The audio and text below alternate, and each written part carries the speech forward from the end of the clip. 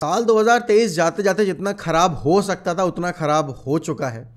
सोचा नहीं था कि रोनाल्डो का यूरोपियन करियर इस कदर एंड होगा और रोनाल्डो अपने करियर के जो आखिरी प्लेइंग डेज होंगे वो एशिया में आकर खेलेंगे। बट एशियन फुटबॉल के लिए ये बहुत अच्छी बात है। रोनाल्डो को वो अपने लीग में लेकर आए हैं।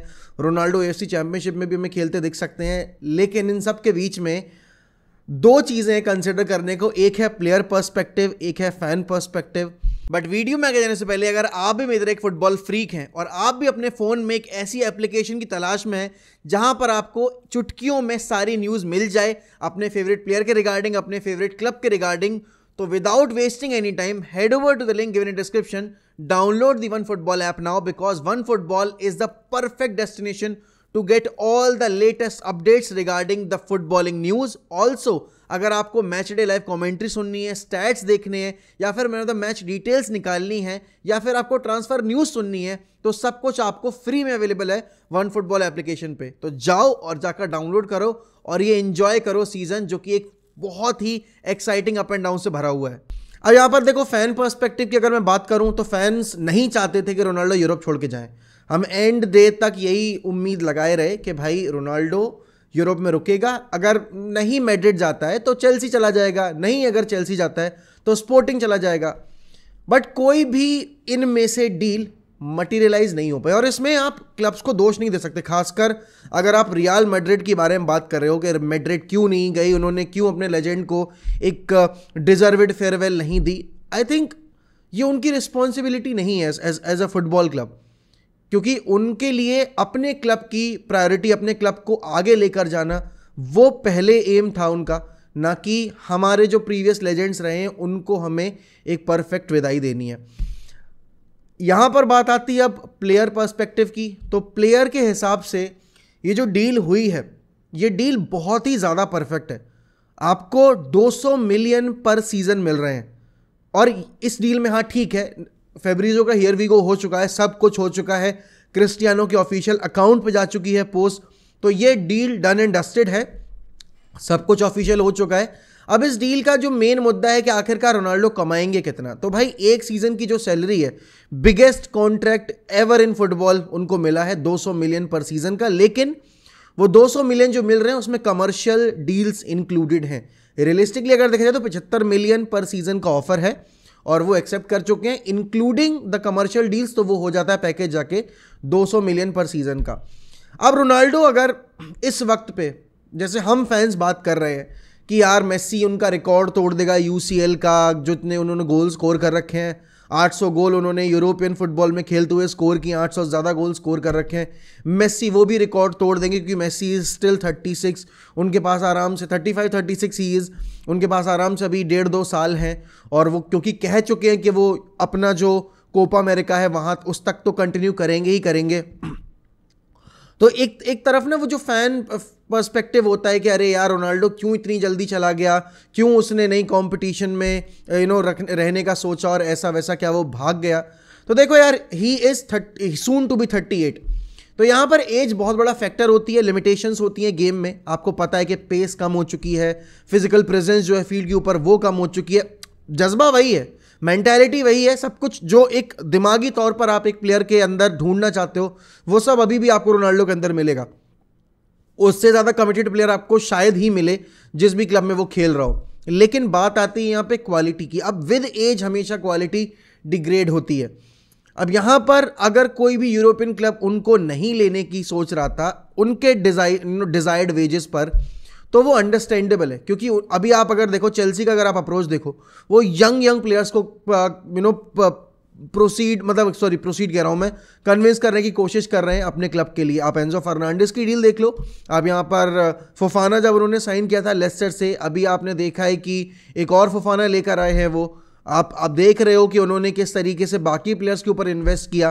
तो इस सबके बीच में रोनाल्डो की डील अगर नहीं हो पाई तो इसमें आप क्लब्स को ब्लेम नहीं करोगे, इसमें कहीं ना कहीं आपको सिचुएशन को ब्लेम करना पड़ेगा कि यही सिचुएशन अगर आज से 3 साल पहले हुई होती तो कोई भी क्लब अपने हाथ पीछे नहीं खींचता।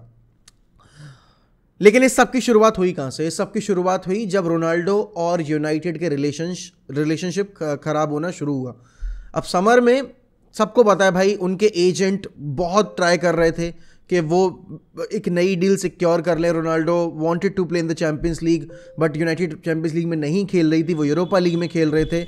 और इस सब के बीच में हो क्या रहा था कि रोनाल्डो और यूनाइटेड के बीच में जो दरारें थी वो और बढ़ती चली जा रही थी, जो कड़वाहट थी वो बढ़ती चली जा रही थी। और इवेंचुअली जिस सैड नोट पे ये एक जर्नी एंड हुई है यूरोप में, वो डिजर्विंग नहीं है रोनाल्डो के करियर को देखते हुए।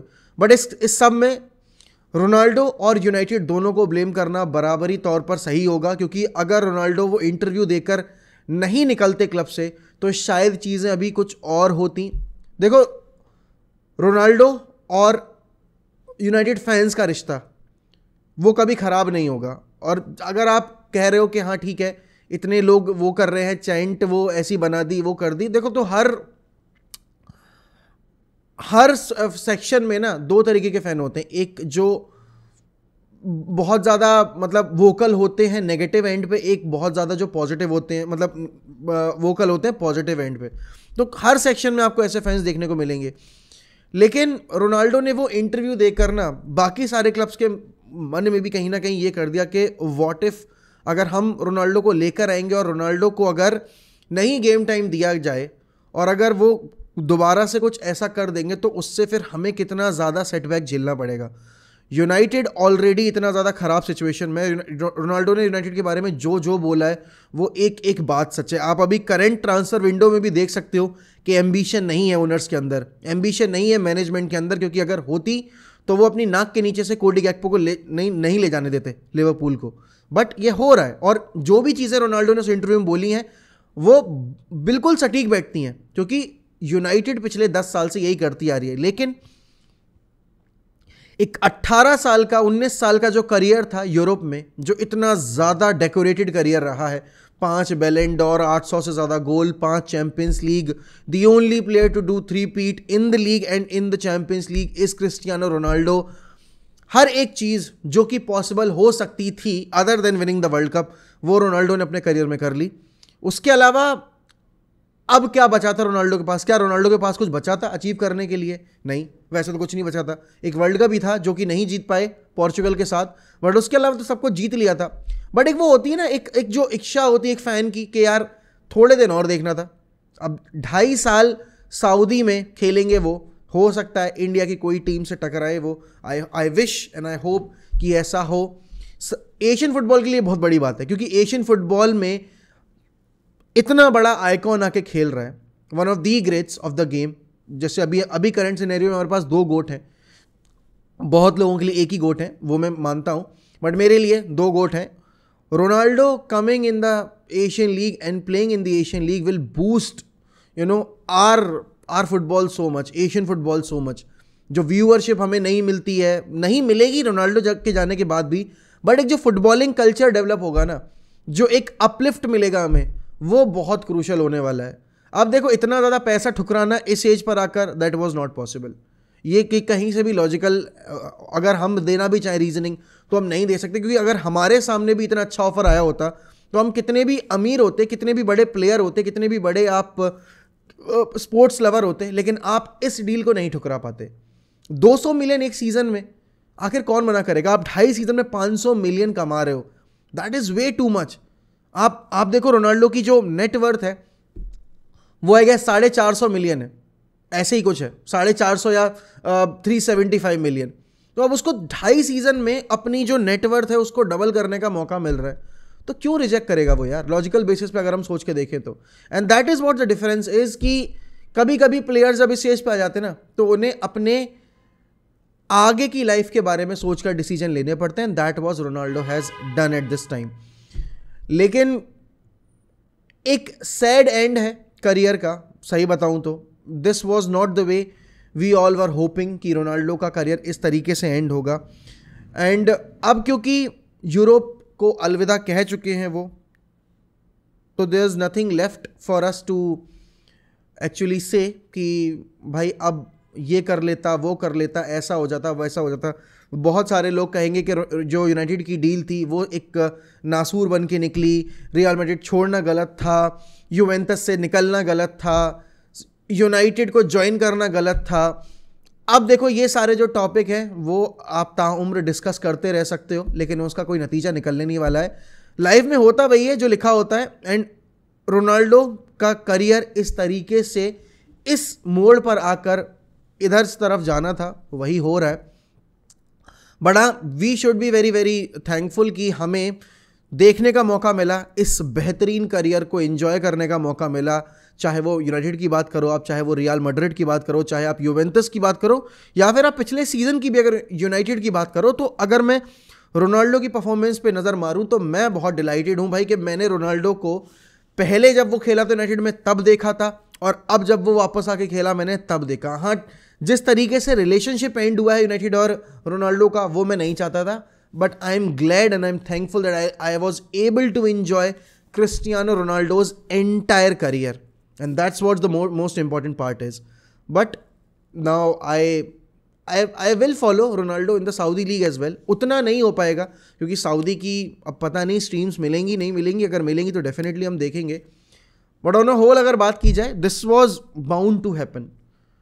आप पैसा अगर एक तरफ रखोगे तो बिल्कुल होगा। हाँ ठीक है, मेसी रिकॉर्ड तोड़ देगा, but Cristiano Ronaldo was, Cristiano Ronaldo is, and Cristiano Ronaldo will always be one of the greatest ever to grace the game. He was Mr. Champions League. He is Mr. Champions League, and he'll forever be Mr. Champions League because he left Europe.